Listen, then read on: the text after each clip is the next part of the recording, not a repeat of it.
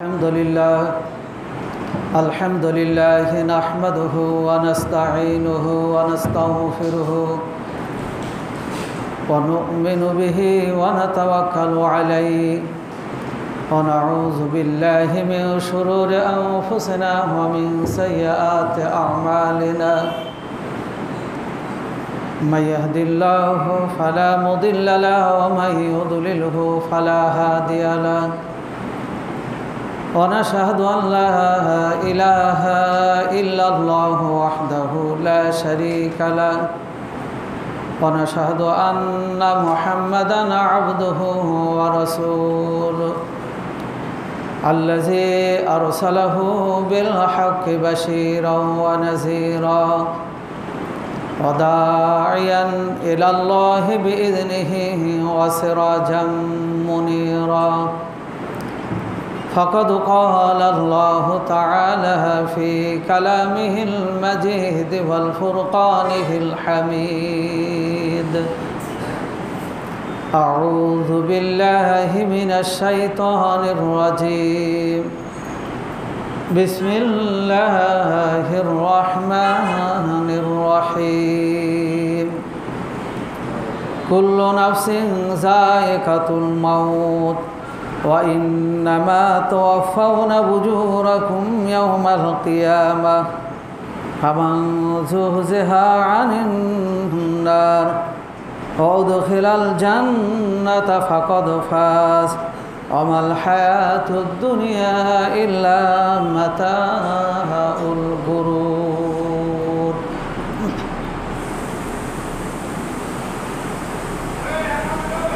সমস্ত প্রশংসা সমস্ত তারিফ মহান আল্লাহ তাআলার জন্য, যারই দয়ায় যারই অনুগ্রহে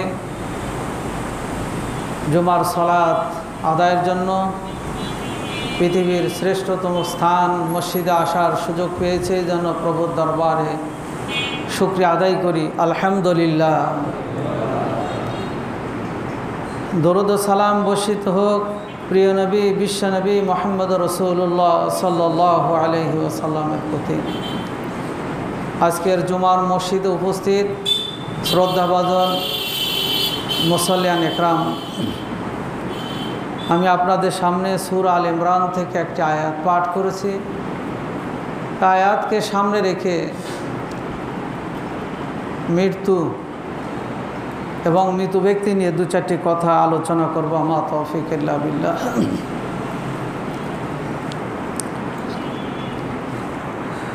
মহান আল্লাহ তাআলা পবিত্র কোরআনে বহু জায়গায় মৃত্যু সম্পর্কে আলোচনা করেছেন। আর পৃথিবীর শতভাগ সত্য একটি বিষয় যে মৃত্যু একদিন না একদিন আমাকে আপনাকে গ্রাস করবেই, ধরবেই। এই মৃত্যুর হাত থেকে কেউ পলায়ন করতে পারবে না। মানুষ, আমরা এই মৃত্যুটাকে আরবিতে মাউত বলে থাকি, যার বাংলাটা হবে ইন্তেকাল। ইন্তেকাল এক স্থান থেকে আরেক স্থানে চলে যাওয়া, এক অবস্থান থেকে পরিবর্তন করে আরেক স্থানে চলে যাওয়াকে বলা হয় ইন্তেকাল। তো মানুষের জীবনের চারটা অবস্থা বিশ্বনবী বলছেন যে মানুষ, তোমাদের চারটা অবস্থা, এই চারটা অবস্থায় তোমাদেরকে রাখা হয়। এরপর শেষ যেটা অবস্থান, সেখানে তোমাদের আর মৃত্যু হবে না, পরিবর্তন হবে না, সেখানে স্থায়ীভাবে তোমরা থেকে যাবে। আমরা মনে করি যে সে চারটা অবস্থানটা কি? রসুল বলেছেন আলমে আরোহা, রুহের জগৎ। আল্লাহ তাআলা আদম আলাইহিস সালামকে সৃষ্টি করার পর তার পিঠে হাত বুলিয়ে দিলেন এবং কিয়ামত পর্যন্ত যত আদম সন্তান পৃথিবীতে আসবে সব রূহ আল্লাহ তাআলা তখন সৃষ্টি করলেন। মানুষ এই রুহের জগতে অবস্থান করে, সেখান থেকে পর্যায়ক্রমে মহান আল্লাহ তাআলা পৃথিবীতে মায়ের গর্ভে পাঠিয়ে দেন। আলমে আরহা থেকে আলমে বারজাকে পাঠিয়ে দেন। আলমে বারজাকের সময় হলো 9 মাস 10 দিন, অর্থাৎ মায়ের গর্ভ। আল্লাহ তাআলা মায়ের গর্ভে যখন একটা আকার আকৃতি সৃষ্টি করেন, এরপর ফেরেশতাকে বলেন, হে ফেরেশতা, তুমি তার মধ্যে রূহ ফুঁকে দাও। সেখানে রূহ থাকে, মায়ের পেটে 9 মাস 10 দিন অবস্থান করে। রূহ এবং দেহ সেখান থেকে পৃথিবীতে আসে আলমের দুনিয়া। এখানে কারো 2 মাস, কারো 6 মাস, কারো 10 বছর, কারো 20 বছর, কারো 100 বছর অবস্থান করে। এরপর আল্লাহ তাআলা যে দেহের মধ্যে রূহটা দিয়েছিলেন, ওই দেহটা রেখেই রূহকে নির্দেশ করেন, তুমি সেখান থেকে চলে যাও। আজরাইলকে বলে তার দেহটা রেখে তার রূহটা বের করে দাও। তখনই আমরা বলি আমাদের মৃত্যু হয়েছে, ইন্তেকাল হয়েছে। এখান থেকে আল্লাহ তাআলা নিয়ে ইল্লিন অথবা সিজিলে অবস্থান করান। এরপর শুরু হয়ে যায় মানুষের জীবনের এই যে দুনিয়ার জীবনটা, আলমে বারজাখ, আলমে আরোহা, আলমে দুনিয়ার যে অবস্থান, এর মধ্যে মানুষ কি করলো, কি ঘটালো, তার দায়িত্ব কতটুকু পালন করলো, হিসাব শুরু হয়ে যায়। যে ভালো করে তার অবস্থান ভালো জায়গায়, যে খারাপ করেছে তার অবস্থান ওই রকম কষ্টের জায়গা। আল্লাহ রাব্বুল আলামিন এই আয়াতে বলছেন, কুল্লু নাফসিন যায়িকাতুল মাউত। প্রত্যেকটি প্রাণীর আত্মার একদিন মৃত্যুর স্বাদ গ্রহণ করতেই হবে।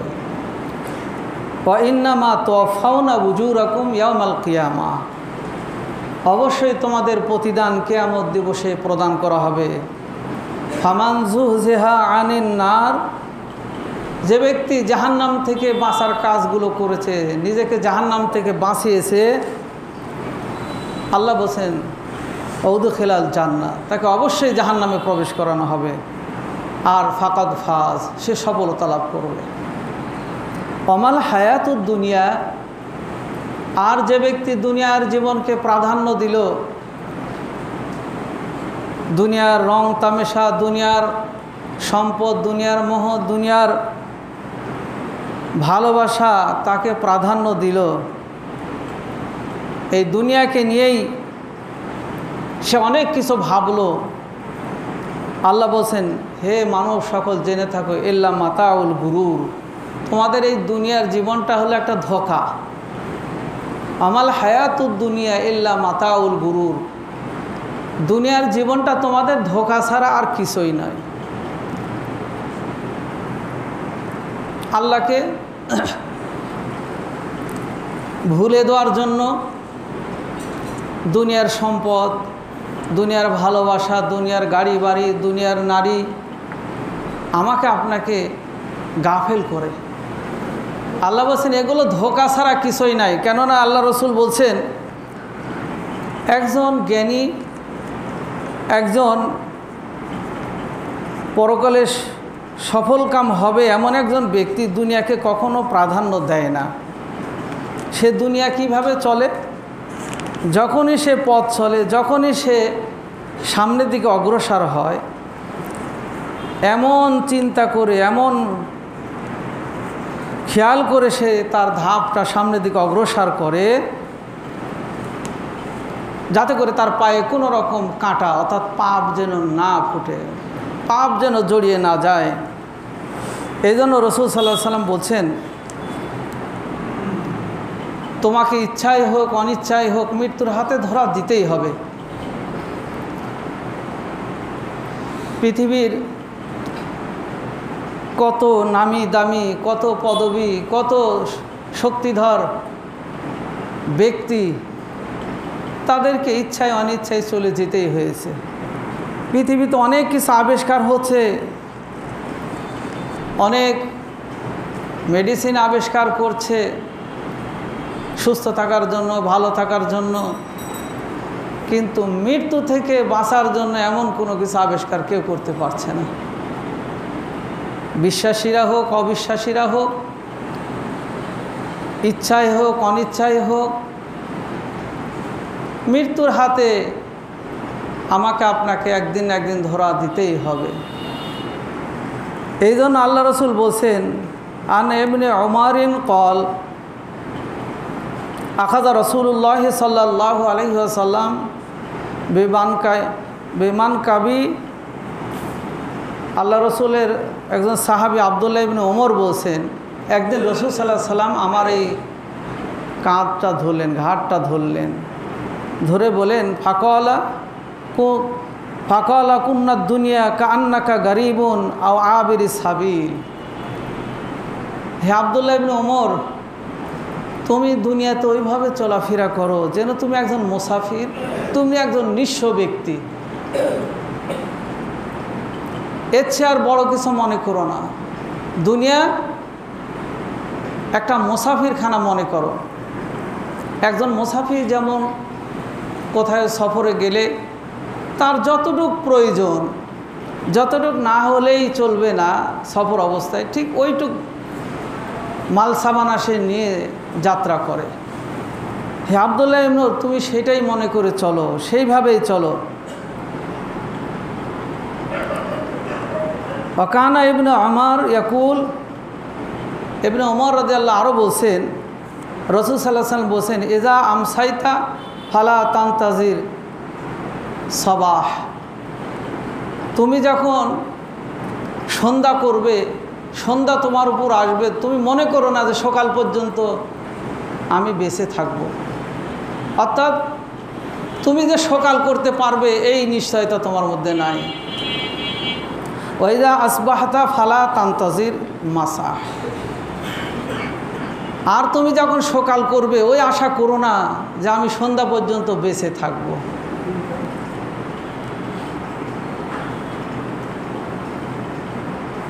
এরপর বলছেন, অখুজ মিন সিহাতিকা লিল মারাদি। হে ওমর, তুমি তোমার, হে আব্দুল্লাহ ইবনে ওমর, তুমি তোমার অসুস্থতা আসার পূর্বেই সুস্থতা কাজে লাগাও। অসুস্থ হলেই ইচ্ছা করলেই আর সুস্থ থেকে যে কাজগুলো করা যায় সেটা সম্ভব হয় না। এই জন্য রাসূল বলছেন যে তুমি যখন সুস্থ থাকবে, অসুস্থতা আসার পূর্বেই এই সুস্থটাকে কাজে লাগাও। এখন সুস্থ আছি, মসজিদে আসলাম বা বাড়িতেই 2 রাকাত নফল সালাত বেশি বেশি আদায় করলাম। সুস্থ আছি, বসে কোরআন তেলাওয়াত করলাম। সুস্থ আছি, একটু ভালো কাজ করলাম। আল্লাহ রসুলের এটাই নির্দেশনা। অসুস্থতা আসলে তুমি সেই কাজগুলো আর করতে পারবে না, চাইলেও তুমি সেগুলো পালন করতে পারবে না। অমিন হায়াতিকা লে মাউতিকা। হে ওমর, আব্দুল্লাহ ইবনে ওমর, তোমার মৃত্যু আসার পূর্বে তোমার জীবনকে কাজে লাগাও। মৃত্যু আসার পর আল্লাহর কাছে মানুষরা বলবে, হে আমার রব, তুমি আরেকবার দুনিয়াতে আমাকে পাঠিয়ে দাও। এইবার দুনিয়াতে যে তুমি যে কথাগুলো বলবে, যা নির্দেশনা দিবে, যেগুলো পালন করতে আমাকে আদেশ করবে, আমি সারাটা জীবন সেগুলোই করব।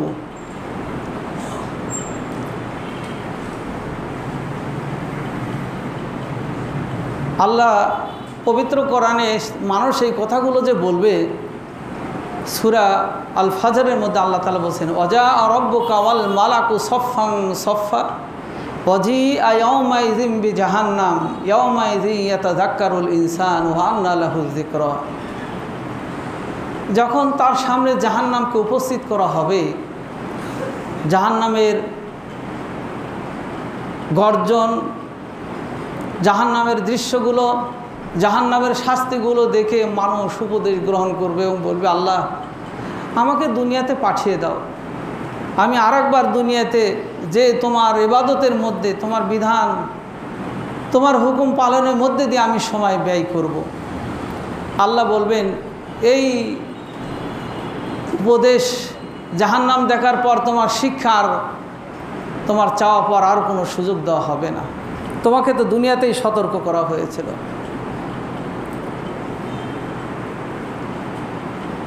এই জন্য রাসূল সাল্লাল্লাহু আলাইহি ওয়াসাল্লাম বলছেন যে তোমার মৃত্যু আসার পূর্বেই ভালো কাজগুলো, হে আমার উম্মতরা, তোমরা সেগুলো করো।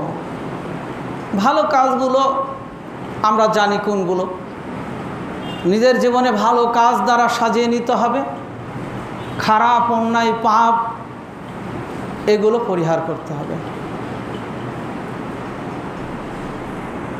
আল্লাহ রাব্বুল আলামিন সূরা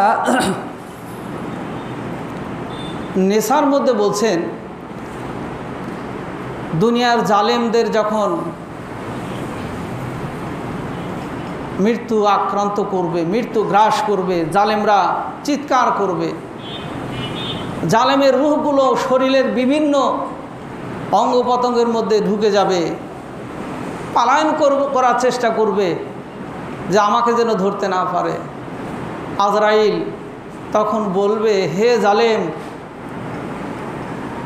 এই পৃথিবীটা তোমার জন্য কি প্রশস্ত ছিল না? তুমি কেন জালেমদের মধ্যে অবস্থান করেই,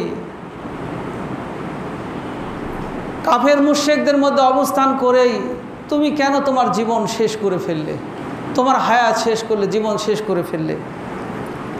আল্লাহর জমিন কত প্রশস্ত ছিল, তুমি এখানে আল্লাহর বিধান পালন করতে না পারলে অন্য জায়গায় যেয়ে করতে পারতে।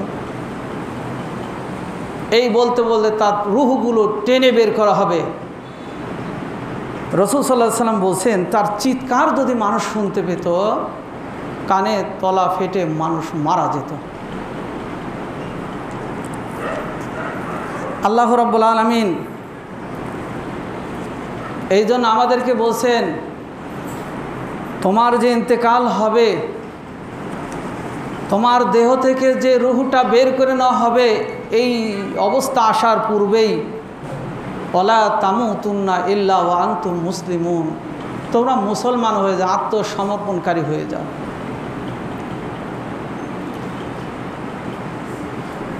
আত্মসমর্পণ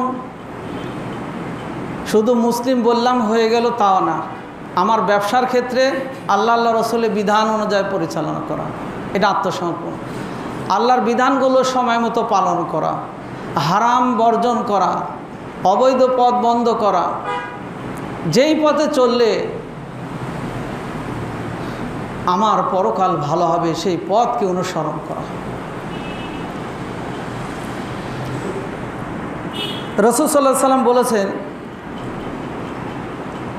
আমার উম্মতরা দুইটা জিনিস থেকে শিক্ষা নিয়ে পরিবর্তন আনতে পারে। এক নাম্বার হলো, তার আপনজন কেউ মারা গেল, তার পরিবর্তন দেখে, তার মৃত্যু দেখে শিক্ষা নিতে পারে। দুই নাম্বার, কবরস্থান, কবর জিয়ারত শরীয়তে ইসলামের প্রথম যুগে নিষেধ ছিল, পরে রাসূল সাল্লাল্লাহু আলাইহি ওয়াসাল্লাম বলেছেন কবর জিয়ারত করো বেশি বেশি। কবর জিয়ারতে মানুষকে পরকালের কথা বেশি স্মরণ করে দেয়, ভালো আমল করার ব্যাপারে উদ্বুদ্ধ করে। কিন্তু দুঃখ লাগে, আমরা জানাজায় যাই, আপনজন মারা যাচ্ছে দেখছি, দাফন করছি, কাফন করছি, এরপরও আমাদের সেখান থেকে শিক্ষা নিতে পারছি না। আমাদের ধারণা এই, ও মারা যাবে, আমি কি বেশি বাঁচব। দুনিয়াতে মহামারী এসেছে, সকলে আক্রান্ত হবে, আমি আক্রান্ত হব না, আমি অনেক দিন বাঁচব, আমি গাড়ি বাড়ির মালিক হয়ে থাকব, আমি পদের মালিক হয়ে থাকব, আমাকে আক্রান্ত করবে না, আমি তাড়াতাড়ি মরব না, ও মরবে। ওই চিন্তা না করে তার উল্টাটা চিন্তা করলে যে আমি সুস্থ আছি, আমি কোন মুহূর্তে চলে যাব, অতএব আমার যাওয়ার আগে আমার প্রস্তুতি গ্রহণ করতে হবে। এই জন্য আল্লাহ কোরআনে বলছেন, ওয়ালা তামুতুন্না ইল্লা ওয়া আনতুম মুসলিমুন, তোমরা মুসলমান না হয়ে মৃত্যুবরণ করো না, অর্থাৎ সর্ব অবস্থায় মৃত্যুর প্রস্তুতি গ্রহণ করো।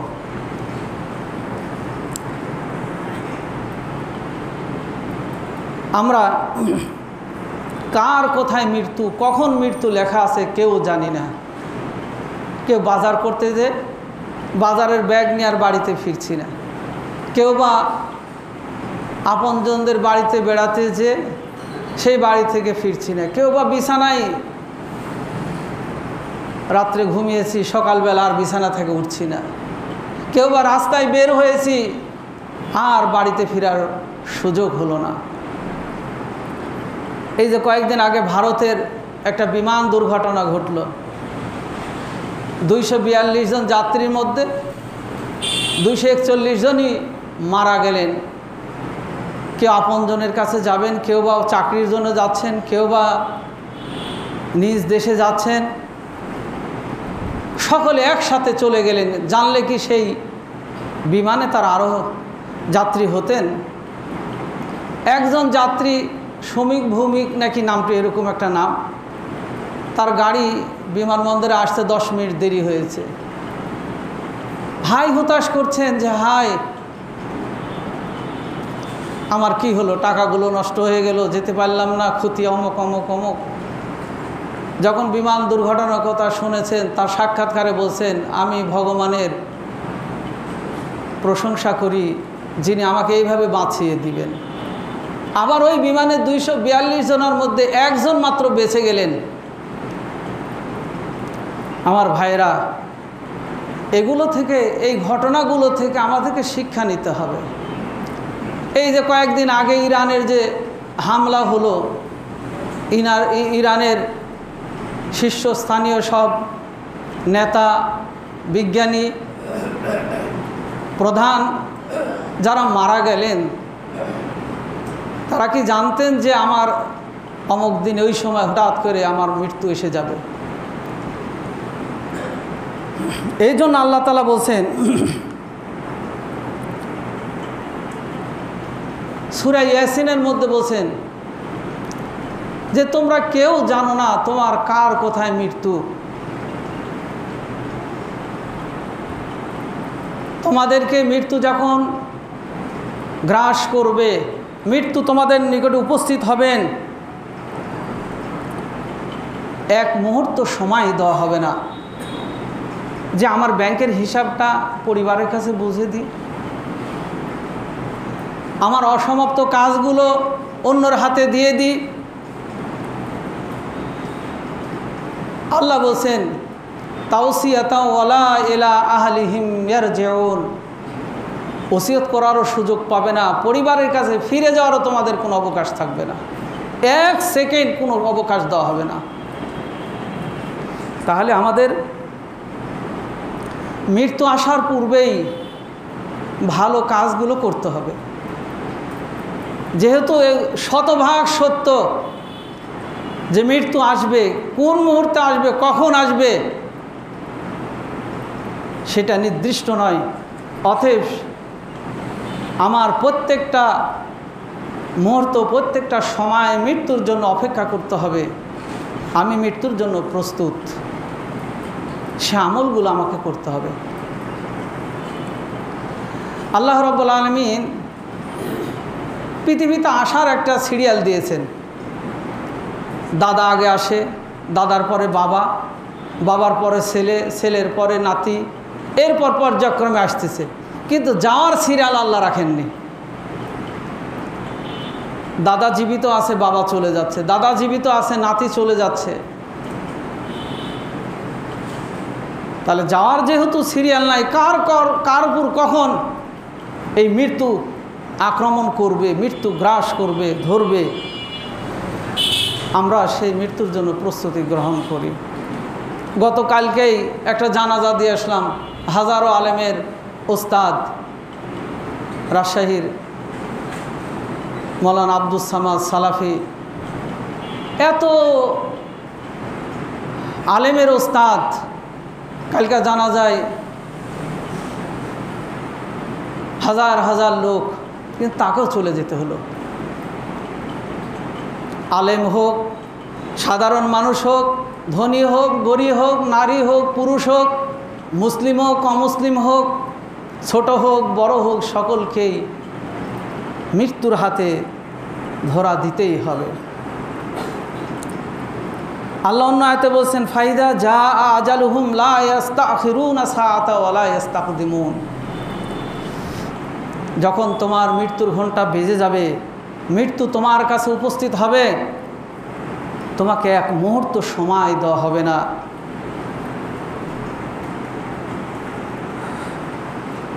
অন্য আয়াতে আল্লাহ বলছেন, কুল ইন্নাল মাউতাল্লাযী তাফিররুনা মিনহু ফাইন্নাহু মুলাকিকুম। হে রাসূল, বলে দিন, তোমরা যে মৃত্যু থেকে পলায়ন করছো, মৃত্যু থেকে তোমরা দূরে চলে যাচ্ছ মনে করছো, ফাইন্নাহু মুলাকিকুম, অবশ্যই তোমাদের সাথে মৃত্যু সাক্ষাৎ করবেই, ঘটবেই তোমাদের।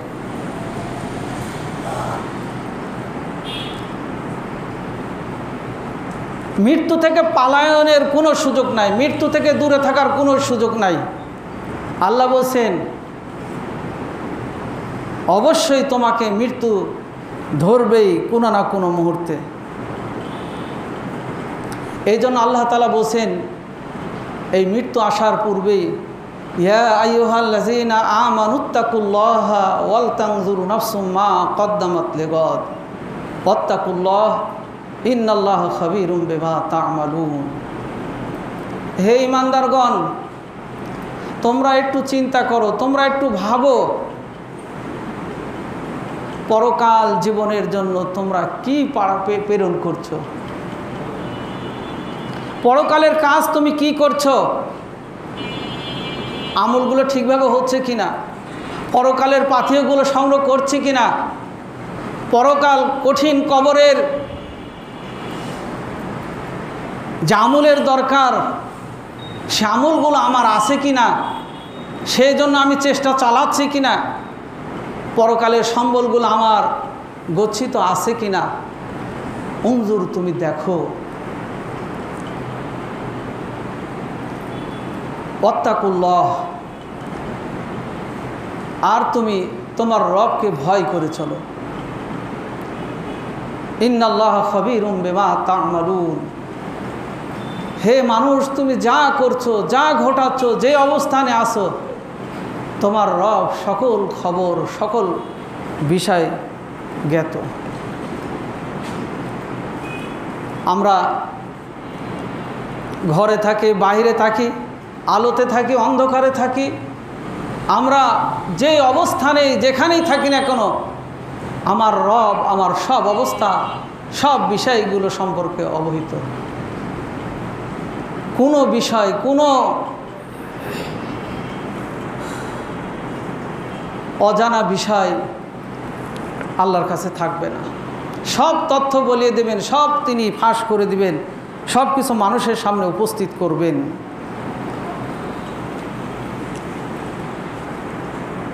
তাই আমরা যে অবস্থানে, যেই কর্মে, যেখানে অবস্থান করি না কোনো, আমাকে আপনাকে পরিবার ছেড়ে, সন্তানাদি ছেড়ে, আপনজন ছেড়ে চলে যেতে হবে। নিজের হিসাব নিজেকেই দিতে হবে। আল্লাহ বলছেন, ইয়াউমা ইয়াফিরুল মারউ মিন আখিহি ওয়া উম্মিহি ওয়া আবিহি। আপনার পরিবার বলেন, আপনার সন্তান বলেন, আপনার ভাই বলেন, বাবা বলেন, মা বলেন, সবচেয়ে মানুষের আপনজন বাবা মা। সন্তানের 19-20 হলেই, অসুস্থ হলে বাবা মায়ের খাবার বন্ধ হয়ে যায়। বাবা মা সন্তানের জন্য একটু ভালো করতে পারলেই তাদের আনন্দ লাগে। সন্তান কষ্টে পড়লে বাবা মায়ের বুকের হাসি চলে যায়।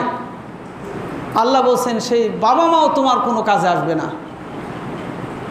তোমার আমল যদি ভালো হয়, তোমার পরকালের সম্বল যদি ভালো হয়, তবেই তোমার পরকাল, আলমেল আখেরা, পরকাল ভালো হবে, পরকাল তুমি সফল হবে। মোহতারাম হাজরিন, রাসূল সাল্লাল্লাহু আলাইহি ওয়াসাল্লাম মৃত্যুর যন্ত্রণা বড় কঠিন। মৃত্যুর যন্ত্রণা এত কঠিন, আল্লাহ রসুল বলছেন যে একটা মানুষকে গাছের সাথে ঝুলিয়ে বা একটা প্রাণীকে গাছের সাথে ঝুলিয়ে তার শরীর থেকে চামড়াগুলো টেনে টেনে যদি খোলা হয়, যতটুকু ব্যথা পাবে তার চেয়ে শতগুণ কঠিন সাকরাতুল মাউত। এত কঠিন আল্লাহ সূরা কফের মধ্যে বলছেন, ওয়াজা সাকরাতুল মাউত বিল হক যালিকা মা কুনতা মিনহু তাহিদ। হে মানুষ, তুমি সাকরাতুল মাউত ভুলে যাচ্ছ।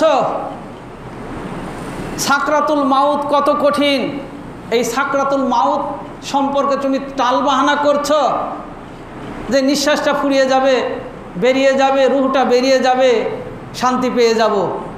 আমাদের মধ্যে অনেকের ধারণা পাপ করেছি, অন্যায় করেছি, ক্ষতি করেছি মানুষের, আমার দেহ থেকে রুহটা বেরিয়ে গেল, আমার শান্তি হয়ে গেল, দুনিয়ার কেউ চাইতে আসবে না, আমাকে আর ধরবে না, হিসাব নিকাশ হবে না, এমনি এমনি আমাকে পার করে দেওয়া হবে। মৃত্যু থেকে শুরু হবে আমার আপনার বড় কঠিন যন্ত্রণা। আল্লাহ বলছেন সাকরাতুল মাউত একজন মানুষের শরীর থেকে চামড়া টেনে ছিলানো যতটুকু সহজ, তার চেয়ে শত শত গুণ কঠিন মৃত্যুর যন্ত্রণা। এই মৃত্যু থেকে, এই মৃত্যু সম্পর্কে, সাকরাতুল মাউত সম্পর্কে তোমরা তালবাহানা করছো, এটা সাধারণ ব্যাপার নয়। আমরা একটু দেখি মানুষের, আমাদের আপনজনরা যখন চলে যায় তার পাশে থেকেই কিছুটা হলে অনুভব করা যায়। জান যাওয়ার আগেই চিৎকার করছে, পানি দাও, পানি দাও বলে। এই সময় তাকে যদি কলসে কলসে পানি দেন তাও তার পিপাসা দূর হবে না। চিৎকার করছে, তার যতটুকু শক্তি আছে শক্তি দিয়ে চিৎকার করছে। তার যদি আরও শক্তি থাকতো, আরও সাউন্ড থাকতো, তার আরও চিৎকার করত। আমার ভাইয়েরা, সেই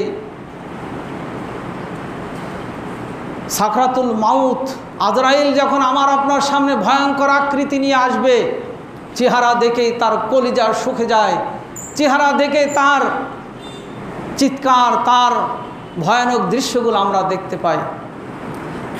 তাই রাসূল সাল্লাল্লাহু আলাইহি ওয়াসাল্লাম আমাকে আপনাকে শিক্ষা দিয়েছেন সাকরাতুল মাউত থেকে একটু লাঘব হওয়ার জন্য। রাসূল সাল্লাল্লাহু আলাইহি ওয়াসাল্লাম বলেছেন, কোনো ব্যক্তি যদি প্রত্যেক নামাজ শেষে, জহুর বলেন, আসর বলেন, মাগরিব বলেন, আয়াতুল কুরসি যদি পাঠ করে, আল্লাহু লা ইলাহা ইল্লা হুয়াল হাইয়ুল কাইয়ুম লা তাখুযুহু সিনাতুন ওয়ালা নাওম লাহু মা ফিস সামাওয়াতি ওয়া মা ফিল আরদ, আয়াতুল কুরসিটা যদি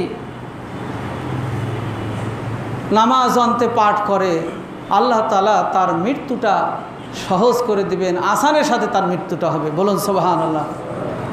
তাই আমরা যাদের মুখস্থ আছে আয়াতুল কুরসি আমরা পড়ব নামাজ অন্তে। নামাজ অন্তে আমরা আয়াতুল কুরসি পড়ব, 3 তাসবিহ পড়ব, আল্লাহুম্মা আজিরনি মিনান নার, এই দোয়াগুলো পড়ব। আরও রাসূল সাল্লাল্লাহু আলাইহি সাল্লাম যে দোয়াগুলো পড়েছেন সেই দোয়া, মাসনুন দোয়াগুলো আমরা ফরজ নামাজ অন্তে বসে বসে ধীর স্থিরভাবে সেগুলো পড়ব। আমরা যতটুকু ফরজ নামাজ অন্তে মোনাজাতের জন্য লালায়িত, কিন্তু এই সুন্নাতি দোয়ার প্রতি আমাদের অতটা আগ্রহ নেই। বড় পরিতাপের বিষয়, আমরা রসুল যেগুলো পড়েছেন, রসুল যেগুলো পড়তে বলেছেন, যেগুলোতে আমার নাজাত, মুক্তি, ওইগুলো আমল করতে চাই না। যেগুলো বেদাত, যেগুলো শরীয়তে নাই, রসুল আমল করেন নাই, সাহাবীরা, ওটার জন্য আমরা একবার বসে আছি, মনে করছি যে ইমাম দোয়া করলো না, নামাজের কিছুই হলো না। মেহেরবানি করে এই চিন্তা চেতনা মন মস্তিষ্ক থেকে দূর করে দিতে হবে। সহি আমল করেন, পরকালে নাজাত হবে। রসুল বলেছেন যদি নামাজ অন্তে আয়াতুল কুরসি পাঠ করা হয় তাহলে সাকরাতুল মাউত তার জন্য সহজ হয়ে যাবে। বলুন সুবহানাল্লাহ। আর একটা হাদিস আছে, রসুল বলেছেন কোনো ব্যক্তি যদি সকালবেলা ফজরের সালাত অন্তে আয়াতুল কুরসি পড়ে, সন্ধ্যার মধ্যে মারা গেলে তার জান্নাতে যাওয়ার বাধাটা শুধুমাত্র মৃত্যু হলেই সে জান্নাতে চলে যাবে। আবার মাগরিবের সালাত আয়াতুল কুরসি পড়ল, ফজরের আগেই যদি মারা যায় সে জান্নাতে চলে যাবে। তাই আমরা এই আমলগুলো করব। আমরা যে আমল রসুল করেছেন সে আমলগুলো আমরা করব। আল্লাহ আমাকে আপনাকে আসানের সাথে মৃত্যু দিবেন, পরকাল আমার আপনার জন্য ভালো হবে। মোহতারাম হাজিরিন, রসুল সাল্লাল্লাহু আলাইহি ওয়াসাল্লাম বলেছেন, যখন মানুষ মুমূর্ষ অবস্থায় চলে যায় তার আর কিছুই থাকে না, তওবার দরজা তার জন্য বন্ধ হয়ে যায়। তওবা ওই পর্যন্ত ওই মুমূর্ষ ব্যক্তির ওই অবস্থা আসার, সাকরাতুল মাউত তাকে গ্রাস করার আগেই তার তওবার দরজা খোলা থাকে, আসার সাথে সাথে বন্ধ হয়ে যায়।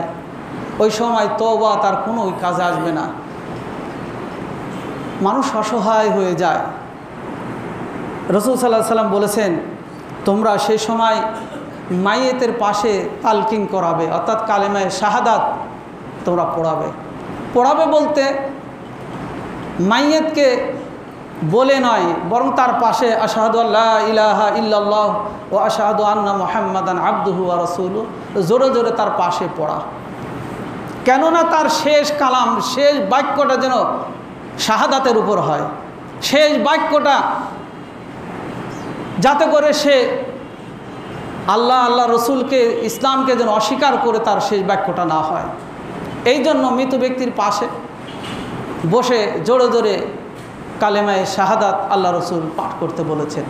তবে মৃত্যু ওই মুমূর্ষ ব্যক্তিকে জোর করে নাই যে আমি বলছি তুমিও বলো, এই বলা যাবে না, রসুল নিষেধ করেছেন।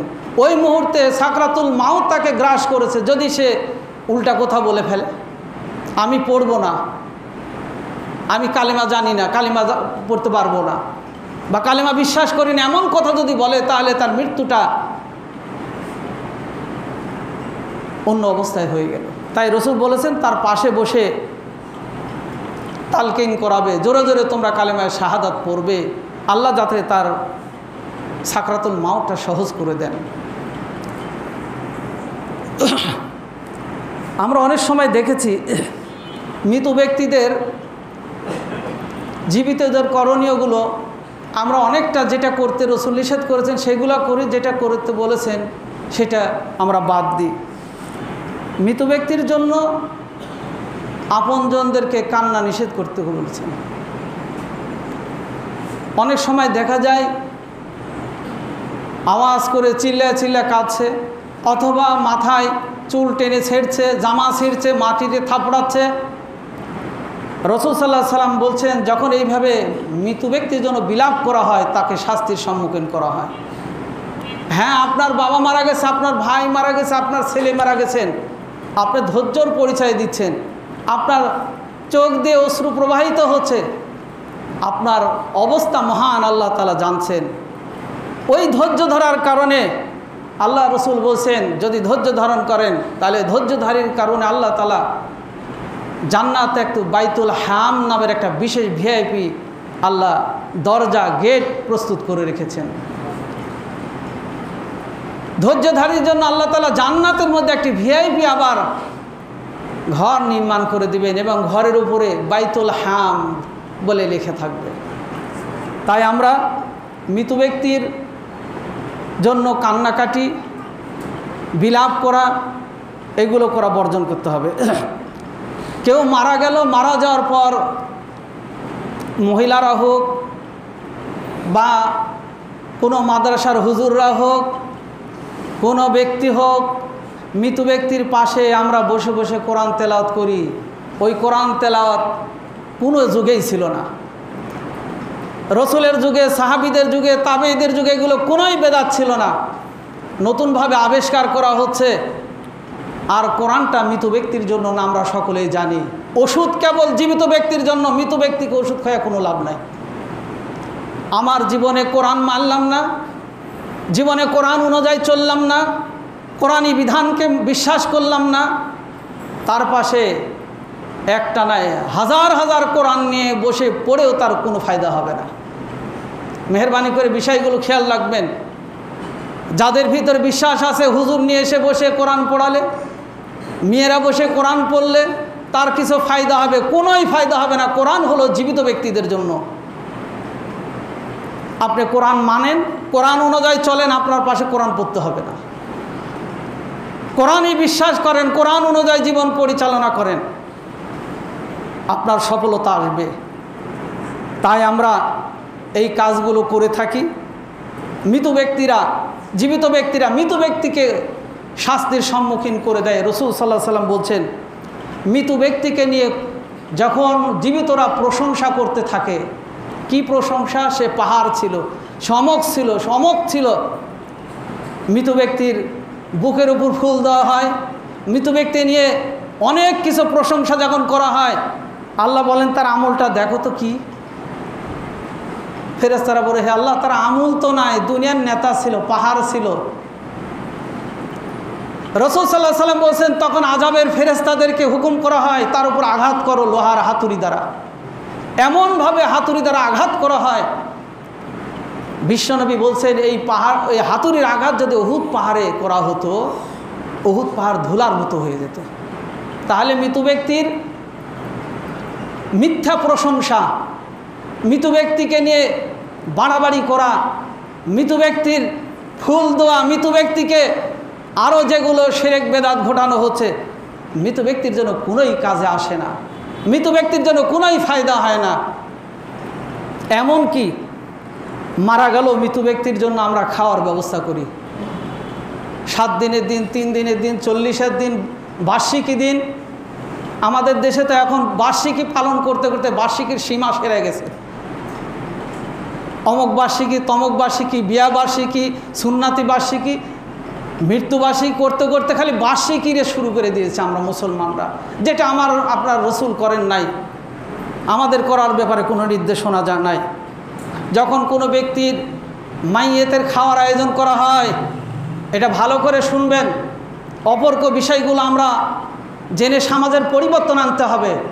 মৃত ব্যক্তির খাওয়ার আয়োজন করা হয়, আল্লাহ রসুল বলছেন যদি মৃত ব্যক্তির কবরে তোমরা শাস্তি বাড়াতে চাও তাহলে খাওয়ার আয়োজন করো। মৃত ব্যক্তির কবরে যদি শাস্তি আযাব বাড়াতে চাও তাহলে তোমরা খাওয়ার আয়োজন করো। তাহলে আমার বাড়িতে আমার ভাইয়ের জন্য, আমার বাপের জন্য, মায়ের জন্য খাওয়ার আয়োজন করে লাভটা কি হলো? মোহতারাম হাজিরিন, এগুলো পরিহার করতে হবে। জীবিতদের যেগুলো করণীয় আমরা সঠিকভাবে যেন করতে পারি। আর শেষে রাসূল সাল্লাল্লাহু আলাইহি ওয়াসাল্লাম বলছেন 3টি কাজ খুব দ্রুত করতে হবে। প্রত্যেকটা কাজ ধীর স্থিরতার মধ্যে আল্লাহ রসুল নির্দেশনা দিয়েছেন যে যত ধীর স্থিরভাবে ভেবে চিন্তে করবে, সিদ্ধান্ত নেওয়ার ক্ষেত্রে হোক, কাজের ক্ষেত্রে হোক। আল্লাহ রসুল বলেছেন তাড়াহুড়া কাজ শয়তানের, অতএব তোমরা শয়তানের মতো তাড়াহুড়া করো না, তবে 3টা কাজ তোমরা তাড়াহুড়া করা করবে। রসুল বলছেন কারো বাড়িতে যদি বিয়ের উপযুক্ত ছেলে মেয়ে থাকে তাদের বিয়ের ব্যবস্থা তাড়াতাড়ি করতে হবে। কারো বাড়িতে যদি মেহমান আসে দ্রুত তার আপ্যায়নের ব্যবস্থা করতে হবে। আপনার বাড়িতে একজন মেহমান আসছে, আপনার সাধ্যমাফিক দ্রুত যেটা পারেন সেটা দিয়ে তাকে একটু আপ্যায়ন করতে হবে। এমনকি কিছু না পারলে 1 গ্লাস পানি তাকে দিয়ে আপনি আপ্যায়ন করবেন।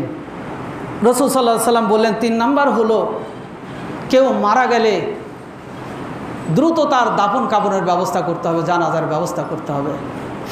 সাহাবীরা জিজ্ঞাসা করলেন, হে আল্লাহর রাসূল, এর মধ্যে আমাদের কল্যাণ কি? আল্লাহ রসুল বললেন তোমার কল্যাণের চেয়ে তোমার ভাইয়ের কল্যাণ বেশি। যে মারা গেল সে যদি মুমিন হয়, ইমানদার হয়, দুনিয়ার এই জায়গা, দুনিয়ার বাড়ি গাড়ির চেয়ে তার পরকালের স্থান অনেক অনেক অনেক উন্নত। তার ভালো জায়গায় যাওয়া তোমরা বিলম্ব করবে না, তাকে ভালো জায়গায় যেতে তাড়াতাড়ি তার জায়গায় পৌঁছে দাও।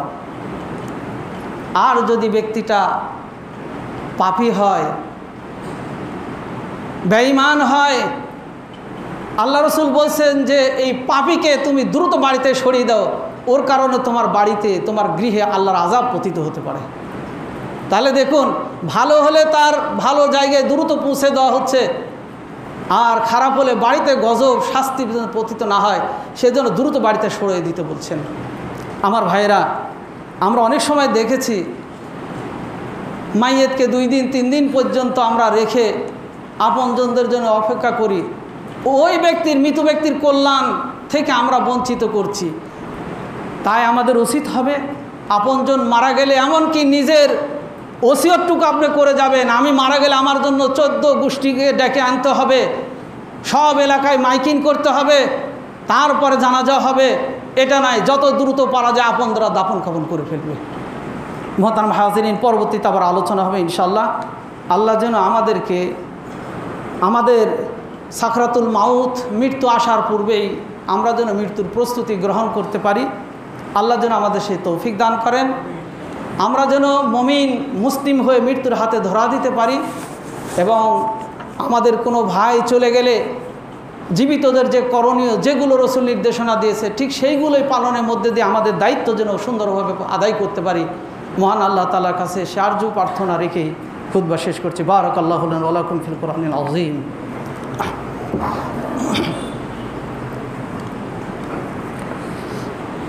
আলহামদুলিল্লাহ আলহামদুলিল্লাহ ওয়া কাফা ওয়া সালামুন আলা ইবাদিহিল্লাযীনা ইসতাফা, আম্মা বা'দ। আউযু বিল্লাহি মিনাশ শাইতানির রাজীম। বিসমিল্লাহির রাহমানির রহিম। রব্বানা যালামনা আনফুসানা ওয়া ইল্লাম তাগফির লানা ওয়া তারহামনা লানাকুনান্না মিনাল খাসিরিন। আল্লাহুম্মা আইদিল ইসলাম ওয়াল মুসলিমিন ওয়াখযুলিল কাফারাতাল মুশরিকিন। আল্লাহুম্মা আনসুর মান নাসারা দীন মুহাম্মাদিন ওয়াজআলনা মিনহুম। أخذل من خذل دين محمد ولا تجعلنا منهم.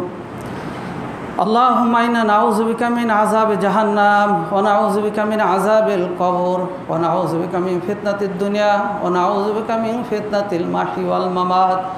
إن الله يأمر بالعدل والإحسان وإيتاء ذي القربى وينهى عن الفحشاء والمنكر والبغي يعظكم لعلكم تذكرون. ولذكر الله تعالى أولى وأعز وأجل وأتم وأهم وأكبر.